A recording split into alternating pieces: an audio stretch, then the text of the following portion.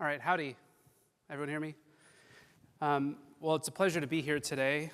I'm excited to talk about skills development, growth, how we do this organically.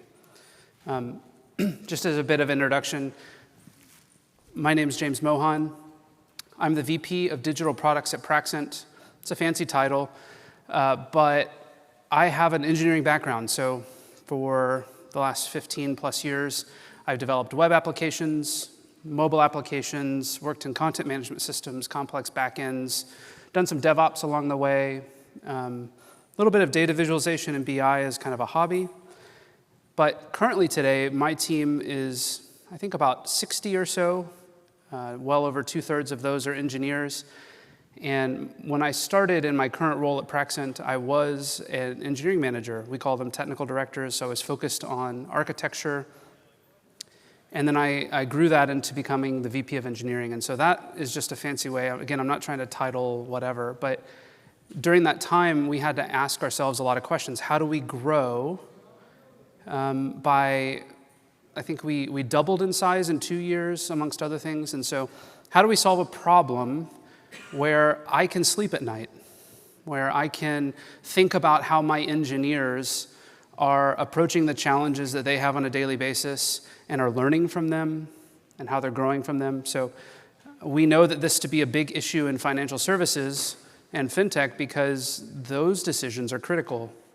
We couldn't have issues with security and backends or money movement or any of those very complicated problems in fintech because, well, you can't have them anywhere, but especially not in fintech because people's lives are connected to finances, people's or reputation is tied to how well you move money around, all that kind of stuff, you know.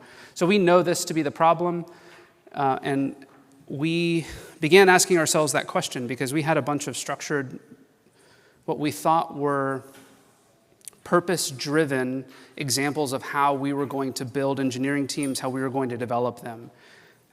We'll talk about some of those examples, some of the ways we succeeded and some of the ways we failed. This all comes down to this question of traditional growth. And I want to pause for just a second. I forgot to mention something. I really want, if you have a question that comes up, if something I said offends you, maybe, that'd be a great question to take, right? Because I'm going to be a little bit provocative in some of the ideas that I propose. Not totally, just pushing the boundaries a touch. And so if you have a question, if you have a concern, if you think I'm crazy, please raise your hand. Let's talk about it. We'll have time at the end for sure, but I think it'll help us as we move through this to address them as they come. So thinking about traditional growth, right? The idea of a plant, right? We all want to just magically flourish, or even over a period of time. Most engineers are okay with learning slowly. But traditional growth is pretty idealistic. If you think about it, right? I recently planted a bunch of tomatoes in my backyard. Those tomatoes did not do well. They maybe had the right sun, but in central Texas, there's this thing called a stink bug, if you're familiar with a stink bug. Now, I had no idea until planting tomatoes this year that stink bugs and tomatoes do not go well together, but they don't. And so every given morning, we had about 40 stink bugs just swarming our tomatoes. And so they didn't grow the way that I expected to. I ended up ripping them out. And that's because the conditions weren't ideal for those tomatoes. I needed a net, or I needed some pesticide, or I needed something else. And so traditional growth can work in certain conditions, especially for complicated things. We think about this in terms of higher education. Right? Higher education is very much a traditional way to learn. You're going to take an academic approach to the problem. But when you move to the work environment, you have to have a lot of other things that go well for you. You have to have the right experiences. You have to have the right training. You have to have the right manager or coach, which frankly, these days is more of the problem than anything. Not because any one of us is a terrible human, but because it's hard to lead people into growth. Frankly, it was hard for each one of us to grow. And in addition, traditional growth is passive. The plant expects the water to come and the sun to come. The plant expects the conditions to be ideal. And we know this to not be true in most scenarios. We are given something new, unexpected. How do we handle that? We are presented with a challenge that we have never faced before. The plant would die. And so the hope for today's conversation is to give you a bit of a framework to not shrivel up and die, or to know how to fend off the stink bugs.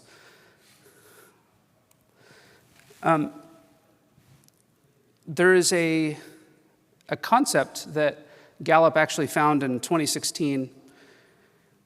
The millennial generation is very eager to learn and grow. But only 39% today, or then, said that there was something new that they had learned on the job, or they had learned in general, that they could apply to their job in the last 30 days. So we'll call it a third. A third of the people were learning things that they could directly apply. And I think this is a problem. I think we have the opportunity every day to learn something new that will make us better. So the better option, as I'll present today, or propose today, involves three major components that lead to one central idea.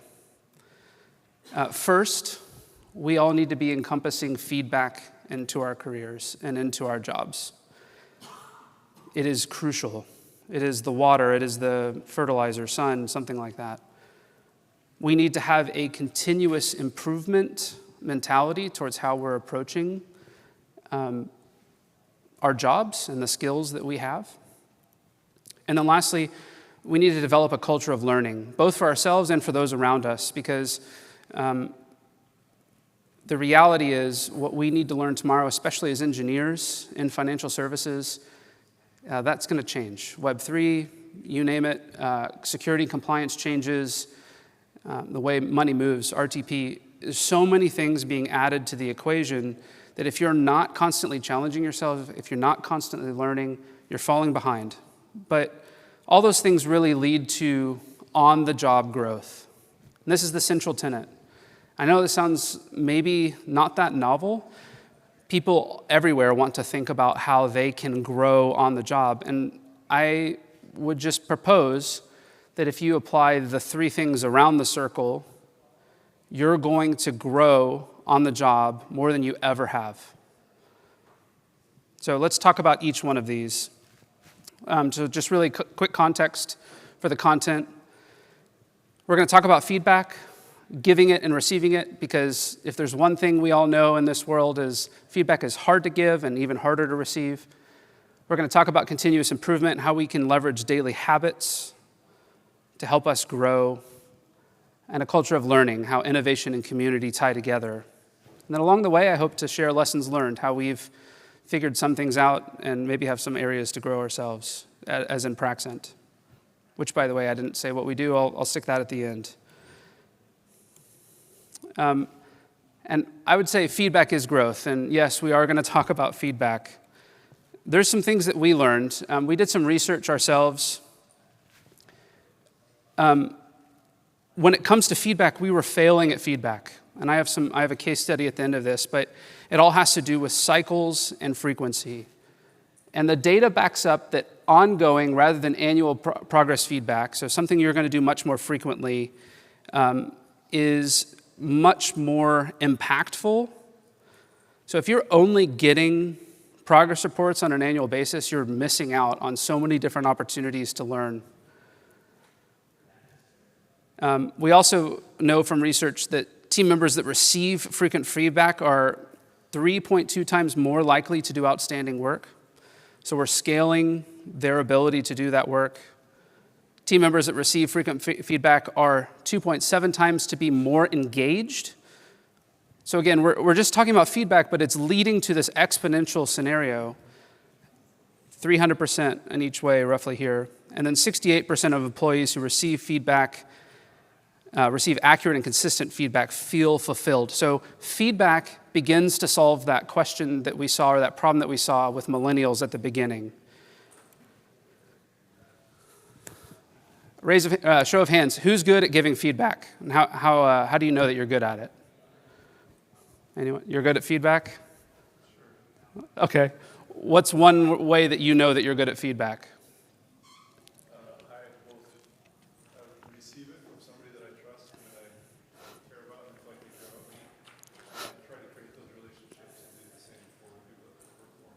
Okay, so creating the relationship, creating the environment to give and receive, being open is the first step, I would say. You have to want it. So there's some principles here, I think, to consider, because feedback itself is a pretty daunting concept. And so I want to break it down. I want to give you some tools for how you can approach feedback in a group scenario and a one-on-one scenario. But to make it easy, we're going to talk about first this concept of feedback loops. A system exists. If you think about any system, whether it's an engineering system, a circuit, you name it, feedback is the concept that breaks that loop, right? And so if you're stuck in a rut, if you're stuck in a concept, if you're failing at something, feedback breaks that open. But there's also loops that exist in our life and the patterns that we have at work that we can tap into. And so I'll share some examples of those. We're going to need to give and receive. And we need the right perspective as we approach those. And I would say feedback can be public. The CEO of NVIDIA or I don't know if it's recently, I saw a post of his recently. He talks about his 60 direct reports. Now, I'm not advocating anyone take on 60 direct reports, but he gives feedback publicly to all of them so that everyone has a chance to learn. I wouldn't say necessarily critical feedback needs to be public, but in general, win together, lose together. So how are we winning together? How are we losing together? And so I'll share some examples of that. And I think the last piece of this puzzle is you got to practice it, because unless you do something as hard as giving feedback consistently, you're going to continue to suck at it, frankly.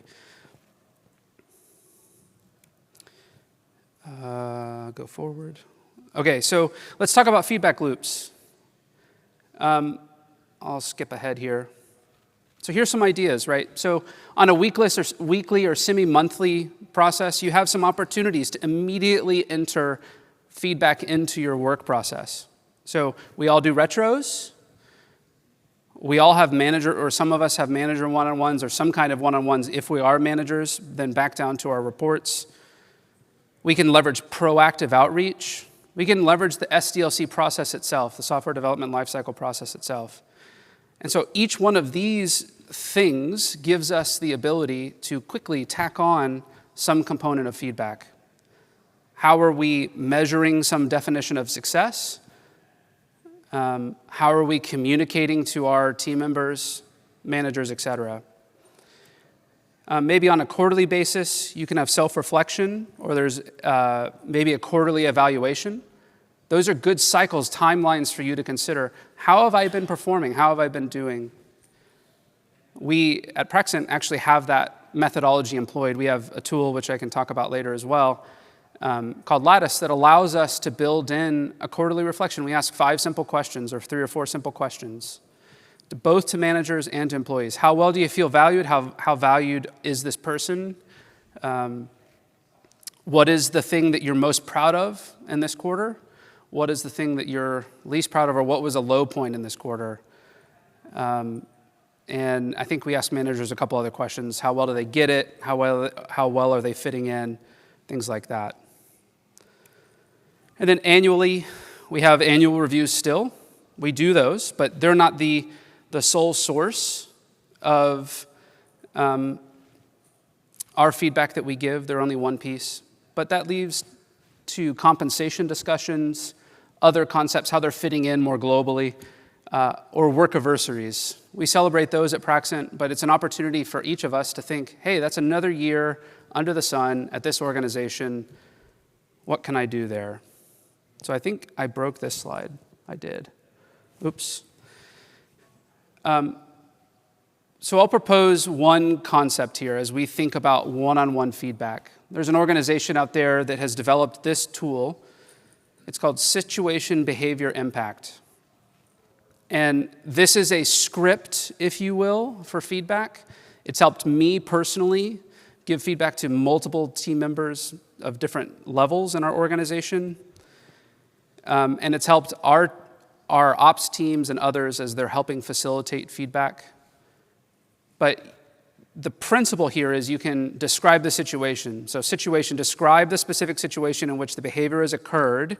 but you want to avoid generalities. So be specific. Last week, such as last week and so on and so forth. And this can lead so that we don't have confusion as it relates to the specificity. So I messed that up. So generalities such as last week would lead to confusions. Let's be specific. At the call this morning. So this example was this morning at 11 a.m. at the team meeting, such and such. But then we described the behavior, what happened. So describe the actual observable behavior. Keep it to facts. Don't insert opinions or judgments. You interrupted me while I was telling the team about the monthly budget. And the opposite of that would have been you were rude. They may not have been trying to be rude. They might not have actually been rude and you perceived them as rude. So the situation in the morning at the meeting, you interrupted me when I was doing this thing. And then you can explain the impact. So you give them the opportunity to understand how you felt or how someone else felt. So you can describe the results of the behavior because you're describing exactly what's happening. You're not passing a judgment. You're just stating your feelings. The listener is more likely to absorb what you're saying. Words like happy or proud help underscore success, where concerned, worried, troubled might underscore what needs to change. So an impact might be, I was impressed when you addressed that issue without being asked, or I felt frustrated because you broke my train of thought. So we've taken something rather hard, complicated, an interruption, and we've broken it out to what happened, the behavior that was associated to it, and the impact of that. And I'll just tell you, as we think through, and just if you want to shorten that, this is the script. When you describe the action behavior, the impact, this affected me in this way, can you next time do something different?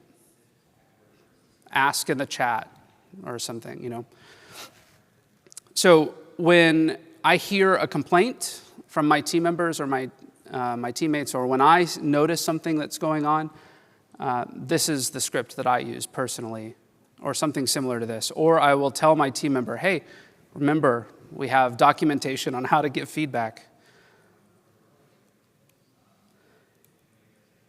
So again, just summarizing, describe the behavior, and this is maybe a little more practical.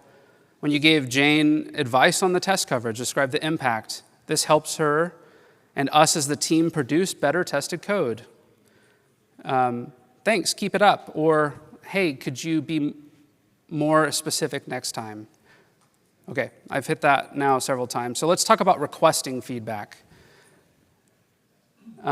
So again, in a one-on-one scenario, one of the best ways that I have grown personally, especially in new areas that I'm trying to understand something, is by requesting feedback.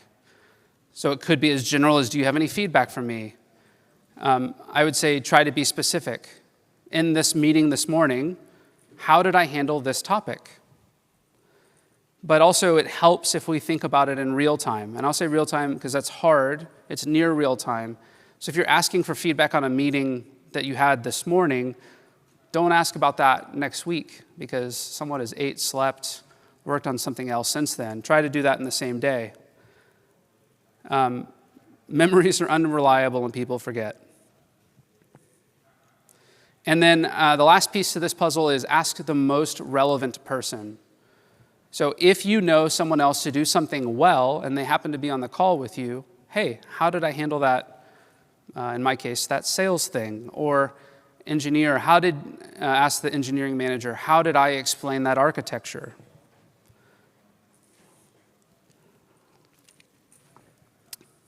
And it's all about context. Who has the most context and is able to give it? Okay, let's keep going. So at Praxent, we have a culture of sharing things publicly. This is a cheer that you can see here snapped out of our Slack. Someone decided to give a shout out to some designers who designed something rather complexly. And so my encouragement to us is to be public. Think about ways that you can share successes together or share learnings together. And so in the feedback context, public feedback is often positive. We screenshot it. We share the whole context of what we're doing. Everyone gets to win and celebrate together. We have opportunities in our all-hands meetings to share those wins. Hey, I was really impressed by what so-and-so did. We encourage participation. And from a leadership standpoint, we have the opportunity as leaders to build it into our culture. Our core values, and this is one of our core values called never settle, are built into the day-to-day processes. And so when we give feedback, I'm tying it back to core values. I'm saying, I appreciated how Andrew attacked this problem. It shows a great example of how he exhibits the never settle core value. We also have badges. This is our Sabele Todo badge, the know-it-all badge. If you had an opportunity to share some knowledge with someone or contribute to a knowledge library, you might get this badge. And so for us at Praxent, we try to make that reproducible. We try to have it, in a sense, drinking the Kool-Aid a little bit, but we found that when we can tie the values of the things that we do on a daily basis to the values of the company, it leads to higher satisfaction, but also higher impact on work done, right? So something like values alignment, i.e. never settle, will lead to someone learning more things. They're not going to stop doing that learning. And we have some other concepts, maybe around financial services expertise or client leadership, and we'll be sure to tag those things as well. And we'll say, this person showed great client leadership by having this conversation. All right, so let me wrap up some thoughts on feedback and just say really quickly, you have tools. We all have tools. In our case, we use Lattice. You could use TinyPulse. You could use something else as a way to share feedback to managers, to individuals, for public consumption. We tie that and sync it into Slack. Hey, if you didn't know this, Google, large language models, OpenAI, whatever, those are feedback engines. Because every time you ask Google a question, I guarantee it doesn't give you the right response the first time. Now, maybe it's hyper-specific, right? Show me Moov's documentation set. Okay, got it. But if you were asking a more general question, it tends to take 2 or 3 questions to get to your answer. I learned this way back in the day. That's how I got so good at Google. I attribute my entire career to being able to search on Google correctly, but that's entirely a feedback loop, right? Every question I ask give me an opportunity to learn how I better ask that question next time, or the more specific answer I need to give or get to, just by the results I get. AI does the same thing. It's teaching you how to potentially, hopefully it's not hallucinating, but hopefully it's teaching you how to do something better. It's giving you context on something, especially if you're leveraging it correctly. These are feedback loops or even sources of feedback for you. In the SDLC process, we know this to be true in a linter. The best way I got good at writing CSS back in the day when I was doing that in the front end, I turned on a linter. I could write probably 90% lint-free CSS today because of that linter. That's feedback. Every time I wrote bad code and someone contributes lint, that's the one piece of neurotic coding I get into. Okay, do you have a linter on? Okay, why aren't you using real-time linting? Because you're submitting stuff and it's failing the pull request because the checks that are running show you're submitting lint. Why are you doing that? Why aren't you doing something real-time? Because it teaches you as you go to be better. And if you want help how to set that up in VS Code or whatever, I can tell you, but it will train you how to write better code. Code reviews, again, feedback loops. More senior engineers can say, hey, the cyclomatic complexity of that function is way too high. Now, a linter or something might have been able to tell you that too, but they would be able to explain how you could break it down. Not just that it is high, how do you make it simpler? Pipelines may be able to do that. If your pipeline is taking 20 minutes to deploy code, hey, probably a more efficient way to do that. Maybe not, but you get feedbacks across the board as a part of the SDLC.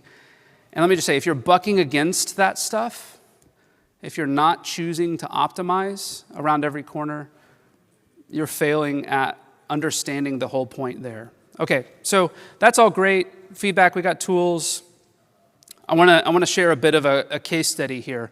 We did an analysis last year on the quality of feedback that we get. And what we found was we were giving a lot of feedback. And you can see here, this is how much feedback was given over, I think a quarter, maybe it was 6 months. But most of it was low quality. So what does that mean? Low quality just means general feedback, maybe encouragement. It wasn't super critical. It didn't help anyone push any needles, so to speak. And so we started to think about why that was. Well, we were sort of forcing people. We were giving them prompts. We were pushing through Lattice and other tools the request for feedback out to the team. So we were sort of forcing feedback, if you will. We wanted to practice this ourselves. We knew it was important. But what we were getting back, because we didn't have that structured one-on-one, as I mentioned earlier, the type of SBI feedback that we can give today, we were just getting low-quality stuff. And so what do we do? Some of you may have heard of the concept of radical candor. If you haven't, for sure understand it. But I will tell you right now, you can look at this chart and understand 90% of the book. The book will give you examples of how to apply it. But in conversations on a daily basis, can think in concepts of these quadrants. And I'll tell you, the moment that you can get to radical candor, and you can do it with challenging directly and caring personally, not just the meme level, Silicon Valley stuff, whatever. When you can do that, people start to notice. And so we wanted to adjust the frequency. So in your organization, consider looking for the Goldilocks amount of how much feedback you give. Don't err to one of the other quadrants. Consider when and how and what, and make that feedback purposeful and challenge people, help them think about.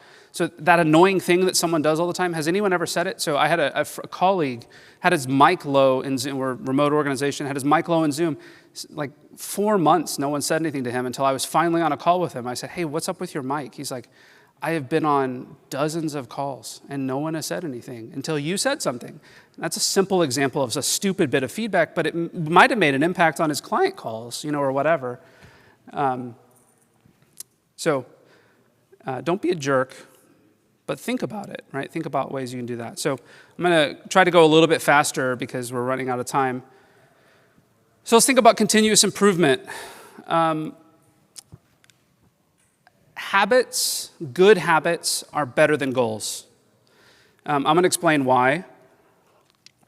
This is all repurposed stuff, kind of from James Clear, Atomic Habits, but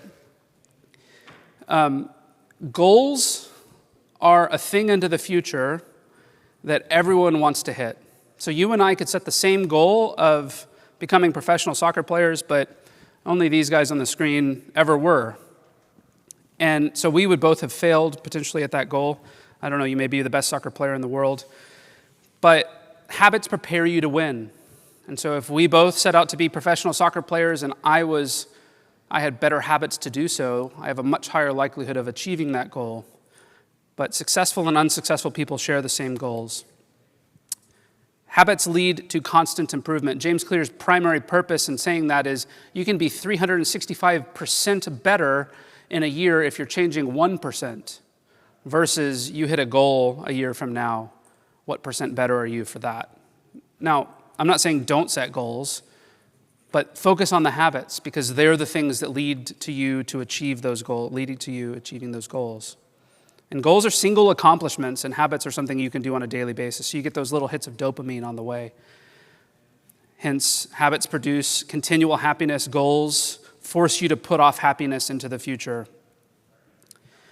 So let's talk a bit about that, right? So there's three layers of behavioral change: who you are, the processes by which you adopt, and the outcomes that you then have. And so James Clear's, one of his big sort of take-home statements is every action you take is a vote for the type of person you wish to become.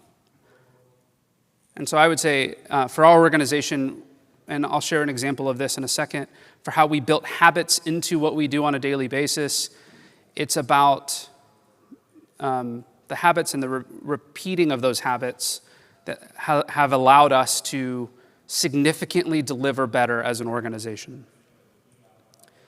So each habit not only gets results, but also teaches you something far more important, to how to trust yourself. You can decide the person you want to be and work backwards from the results if you want, work backward from the results you want to the type of person who could get those results. The focus should always be on becoming that type of person, not the outcome.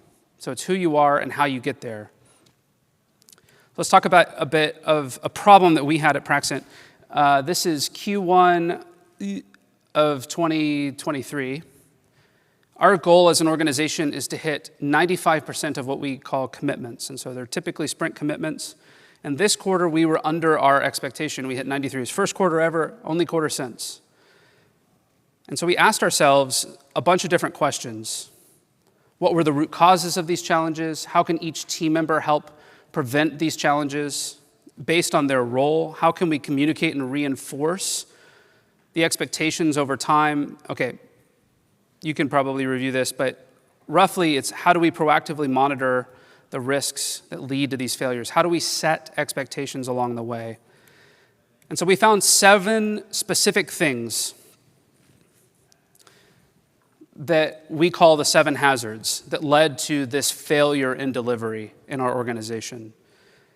Unclear definition of done, poor plan to achieve the definition of done, inaccurate tracking against the plan, reactive expectations management, unmanageable amount of work in progress, lack of focus on the end product, and insufficient value engineering. This, my friends, is a ticking time bomb in any organization.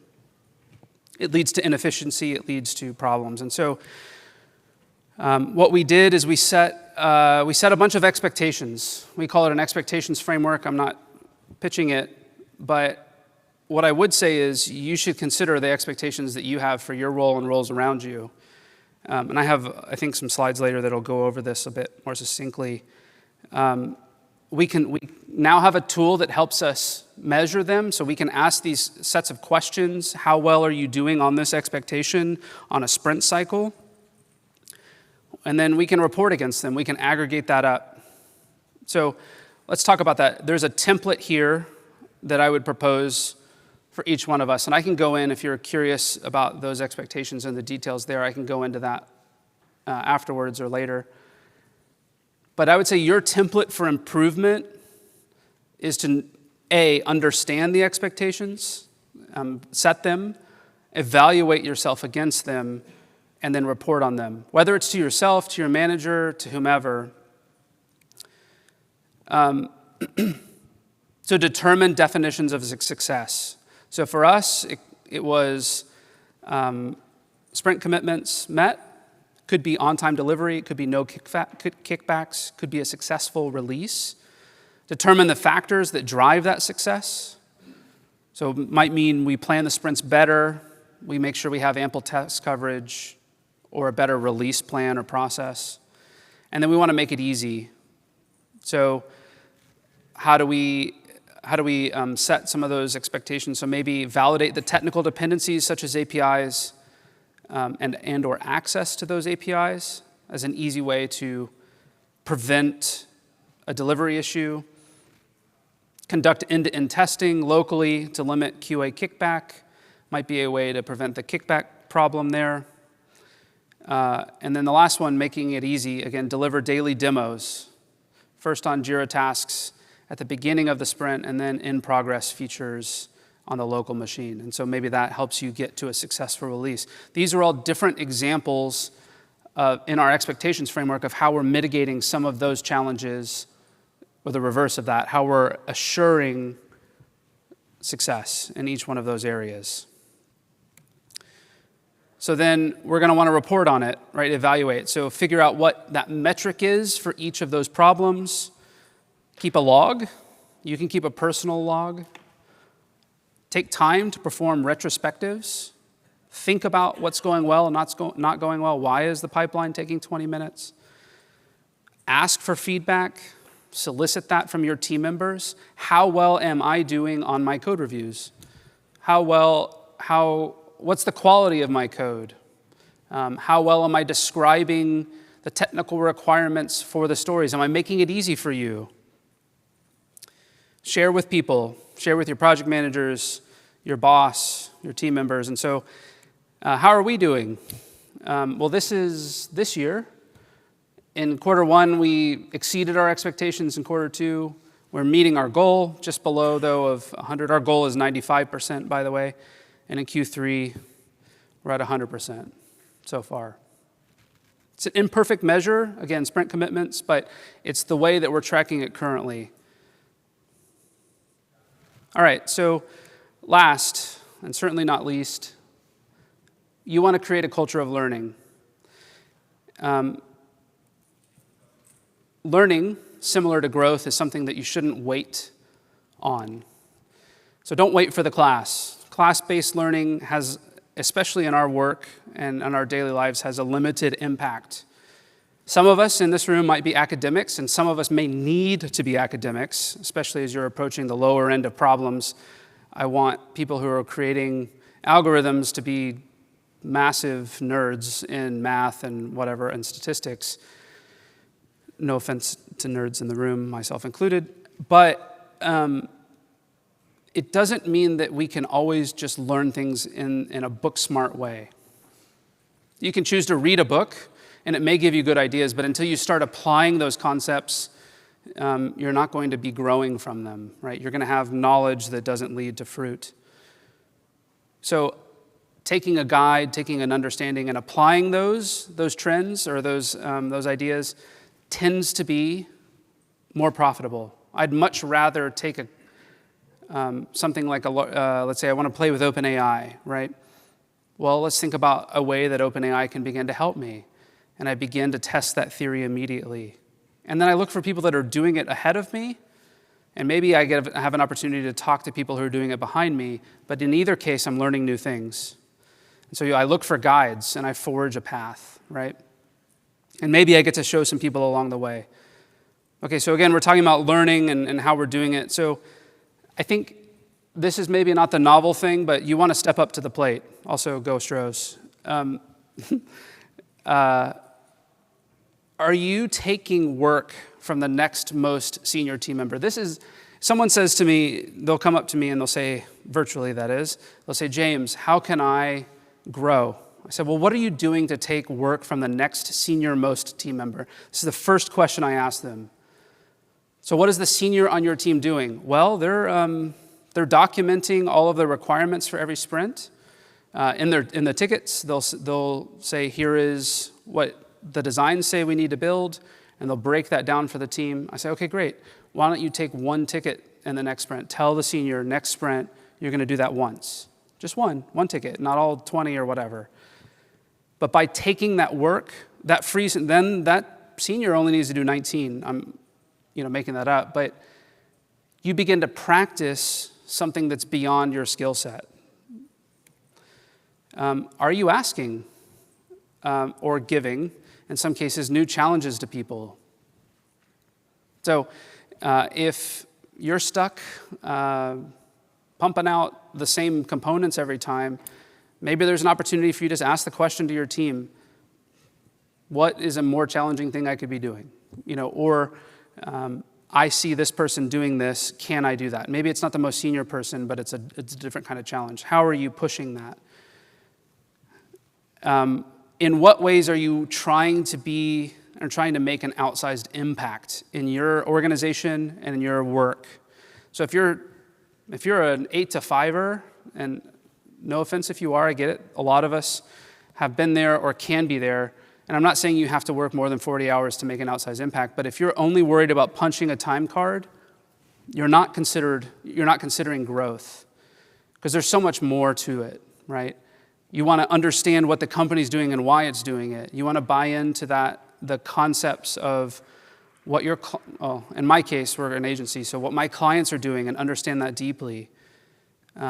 And so the outsized impact may come by, hey, there's a different way to solve this problem. And I think just simply, are you trying new things even on your own? Playing with AI, doing whatever, right? So just a really quick, we still have a little bit of time, so I don't have to go that fast, but how do you do someone else's job? I think it starts by identifying things that you can take. Not everything you can take because of trust or because of something else, but we have a career ladder, we have job duties, we have team processes. Look at those and decide what to do, and they should. Thank you for that. I realize there is territory issues, so your mileage may vary there depending on your organization. But in theory, if you take stuff from them, that'll allow them to focus on things that they couldn't be doing and now that they can do. But I think this is great, and I think you could run in there and just start taking things from people, and you're a little bit like a bull in a china closet. So I'll scale it back and give you a little bit of constraint and say your constraint is to build trust. If you can build trust in the process of taking things from someone else, you're going to go a lot further. And how do you build trust in that context, right? So you're going to report back to them on actions taken. They're used to doing it. They're used to seeing the output. So take a moment, tell them, hey, here's the story I wrote. And then they know that you did it, so they don't have to come and ask you. Share notes about it. Here's the 3 things I did to figure this out or whatever. So they know how you got to the answer. So you told them the answer. They know how you got to the answer. And then you can ask them for feedback on that answer. How well did I do? And you keep iterating on that. So that process builds trust. When someone knows that you're doing something, when someone knows how you did that something, and this is not micromanagement, this is just validation. Was it Reagan? Or maybe it was a Russian thing. But trust without validation, I would say, is what? It's blind hope, right? So you want to trust people, but you sometimes need to validate it, especially if they're starting to do novel things. So I'll ask them questions, or they'll come to me with that. And so the ones that can take a part of my job, whatever that is, and they can show me that they're doing it well, then I stop asking them about it, and they just let them, hey, go and have fun. Maybe occasionally I'll give them feedback, or they'll request it. I think this is also a little bit self-explanatory, but start doing it. Find that new thing, whatever that is, and go and do it. So you want to apply AI to the work. I keep using that example. Let's find a better example. You want to learn a new language because it's going to allow you to contribute to the back end.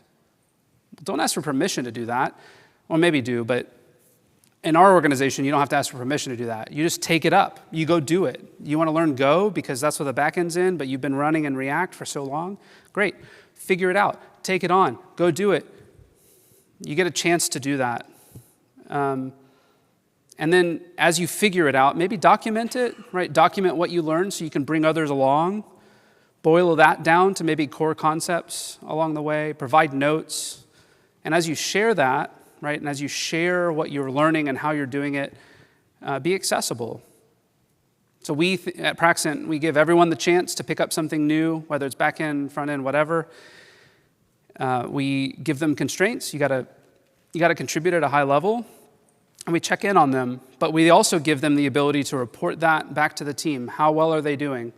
We have a concept called Engineering Weekly, where you can share all your nerd stuff. I'm a nerd, and so I share my nerd stuff there. Concepts of birds of a feather. We also have this thing called a practice lunch, where concepts can be shared with the entire organization. We put them in Slack. Different examples here of someone found an IDE that they really like for React Native. Here, go check that out. Someone did some perf analysis on a backend system that they were working on and told us a bit about it. Someone else came up with a rather complex architecture for handling a very complex form in an insurance application, and they shared about that. None of those things are intrinsically complicated, but they took time to document and think through it. And so we used to, and yes, that's me down there, call that the pre-gel days. Justin Bieber may or may not have gotten his haircut from me. But we used to have hackathons, and hackathons we would have on a quarterly basis. We all learned great things, but there's a problem with hackathons. At least there was for us. And it comes down to three simple things. Applicability. The real world matters more than the general concepts we were learning in hackathons. There's a full stop aspect for us. We shut down the company for a day or two, and the stars have to align for that to happen, for you to learn something, for you to find the right thing, because we also got complaints. I wish I could go to all of the growth days or hackathons or whatever.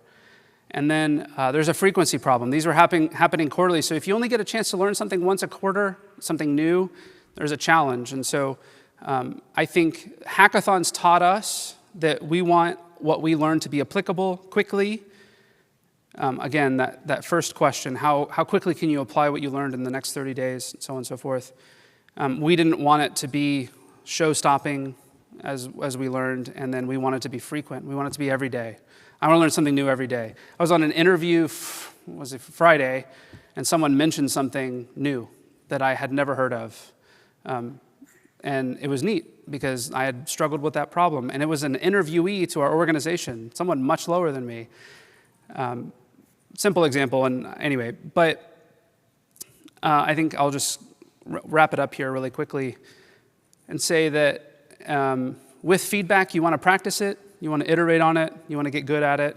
With continuous improvement, you want to measure something and take score, report on that score. To create a culture of learning, you don't want to wait for the class. Find the way, step up to the plate. And then I gave you some examples, but find the Goldilocks path for you. And I'm happy to share, there's a bunch of stuff under the surface there, how we support all of those things that we're doing. But these are the core concepts. And so I appreciate it. If you could, this is how you can find me. It gives you like a business cardy thing. And I think there's opportunities for feedback. And they've told me to tell you to also check out the sponsors that are out in the foyer. So happy to answer any questions if you have them. Happy to provide documentation on any of this stuff. So any questions? You mentioned that you have like a 95% threshold for I'm wondering what those factors are going to lowering your expectations more easily match. Okay. So the question was, so we have a 95% sprint commitment metric. Could we not just lower our expectations to hit that? Absolutely. One of the flaws in the problem that we have there, however, we have a standard across the board for what we sort of expect people to be able to do, and your peers are challenging you. So let's use an example. Someone is putting out 10 sprint points a sprint, and you're putting out 3. Now, not everything's the same, right? That may have been a hard 3, whatever. But if that's consistent, it all balances out in the long run. The other part of this equation, and one of the reasons that we're sort of succeeding better in that now, is that self-evaluation. So I showed really quickly, how do you keep score against your expectations? So we have a very clear, large subset of what we call an expectations framework, and you're able to report on yourself and your peers. And so if you think someone else isn't measuring up to expectations, you can do that anonymously and say, they are not, I don't know, they have a poor plan to achieve the definition of done, for instance, or whatever. And there are actual questions that are better than that. It's like, I referenced some earlier, but how well did you document the story? You know, and agree, this person documented the story to help the engineer solve the problem more efficiently. Yes, no, why, whatever. And so when we can measure people across the same spectrum of expectations, then our sprint commitment measurement gets a little bit better. It's not perfect. Other questions? Okay, thanks everyone. Oh, sorry, too soon. Thanks for the presentation. That was awesome. Very passionate about feedback. And one general question about maybe the mindset around self-improvement and being open to feedback. Like we all have received feedback or have given feedback and it's challenging, as you mentioned.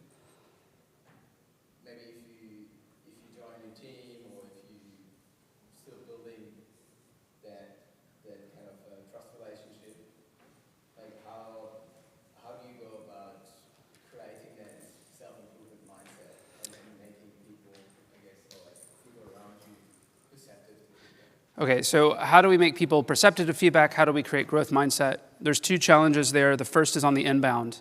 So we have a very strict hiring process, and everyone has a strict hiring process, but we attribute that to, we listen to in a biographical round, we listen for core values, and we're actually highlighting those as people are talking. So when we hear a story that lines up to our core values, we're tagging it, so to speak, in transcript. And so we're careful to bring people in who have a desire to grow, to learn, to improve. But also, I think we're giving people the opportunity to practice that feedback cycle. And so if someone has never experienced that, because we have a nearshore model. And so I'll tell you that feedback and concepts of communication in Latin America are very different. They don't get that. And so it can be jarring.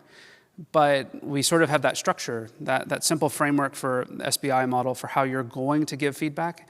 So it de-risks, how would I begin to tell this person they are architecting the deployment mechanism incorrectly, right? How would a title level engineer tell a technical director that, or how would a senior, so on and so forth. And so we want to make it easy for them. And so they'll see us doing it as well. So the leadership of our organization is always practicing it.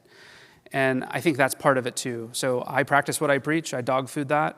We're giving positive and critical, not negative, positive and critical feedback on a regular basis. So if I see someone even in a title level doing something, I'll say, hey, I saw this happen. Next time, consider this, so that this, or so on and so forth. And so when they start to see it, they can reproduce it. And if they come to me with a problem, I'm not going to solve that problem for them. I'm going to push them back out into the street and ask them to solve it themselves. Hey, you noticed that. That's great. Let's talk through it. Let's figure out why you got to that conclusion. How would you go and tell that person how to solve that problem and give them all the tools they need? Do you need more support from me? No, I got it. Okay, great. Go and do no harm. And hopefully that gives them the opportunity to practice it. So giving people tools, I think, is massive. You can't just say, give feedback, and that leads to that other slide of bad feedback and stuff. So, anything else? I was wondering if you could talk a little bit about finding your Goldilocks for your organization. Sure. How do you know how much is too much process or too much overhead or tooling for your organization? That's a good question. There's another concept, trellis and vine, right? So how much trellis do you need for the vine to grow? Too much trellis, and it strangles the vine out. And I think you have to have, first of all, the standard that you're setting for yourself and for your team and measure against that. And so if the standard for your team is to hit some certain, again, sprint delivery metric or whatever, and you're failing at that, clearly there's something you need to evaluate and add to the cycle. But what I would say is it depends on the business. So in our business, we're a consultancy. So for instance, hackathons were a fantastically expensive venture. You're shutting down the company for 1 or 2 days. That's massive for an agency. I'm not billing. No one's billing for any of that time. And so that's one example where we had to sort of rethink it. And so now we have learning cohorts that go throughout the week. And we have, typically you're committing to about an hour on that weekly basis. And we can roll that into how we have contracted with our MSAs because it's benefiting the client for that person to be in that. We're not doing a ton of it, so 1 or 2 hours, whatever. And so we're thinking about that from an agency perspective. So I don't know in your organization what that would mean. But then there's goals, right? I want to limit turnover. I want to support promotions, other things. And so yeah, it's a little bit, I'm trying to answer your question, but it's definitely dependent. And so all of those things went into our assessment. So again, the hackathons was a good example of what we had to change and why. But business model and engineering team and such. Any other questions? Talking about the feedback loops, Mm-hmm. I have a mixed experience with them. Let's take, for example, the one-on-one. When they are new, like you're first doing it, I think both parties come with like bigger expectations. Mm-hmm. And there's like a novelty effect in this as well. But as time goes on, they kind of like fade away. Mm-hmm. And I've seen examples where it degraded to the level where one of the parties comes to me saying that, hey, I don't really have an update for you this time. Right.